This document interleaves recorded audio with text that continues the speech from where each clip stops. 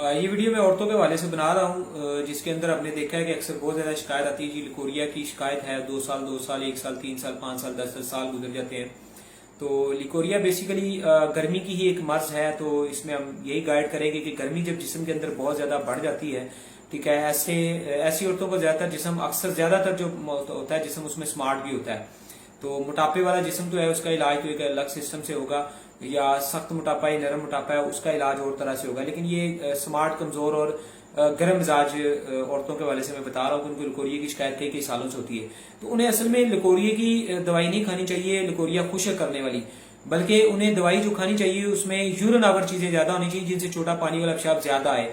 जैसे दूध सोडे का इस्तेमाल है, टींडे तोरी कद्दू शलजम का इस्तेमाल है, मूली गाजर खीरा का इस्तेमाल है, मुरब्बा गाजर सेब का इस्तेमाल है, पानी में भिगो के बादाम का इस्तेमाल करना, ठीक है जी, और गन्ने की रो का कभी कभार इस्तेमाल करना।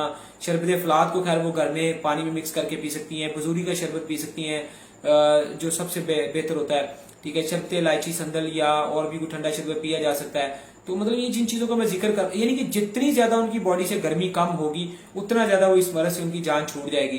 तो गर्म चीजों को अवॉइड करने में जिंदगी तंदुरुस्त है, ना कि ये है कि वो खुश्क चीजें खा खा के अपना नुकसान करे। बाकी नॉर्मली अगर किसी को नहीं भी समझ आती, वो इलाज करवाना भी चाहता है, कोई भी और आपकी बहन औरत करवाना चाहती है, तो हमारा रूटीन में 1550 का जो है वो 15 दिन के लिए एक दवाई का प्रोसीजर होता है। तो उसी के अंदर आपको जब आपका यूरिन का कलर, हमें उसकी तस्वीर आप लोग भेजते हैं, तो उससे हम आपको आपकी बीमारियां बता देते हैं और साथ में दवाई देते हैं। तो 15 दिन की दवाई में एक रिजल्ट आ जाता है और 2-4 हफ्ते खा के इंसान ठीक हो जाता है।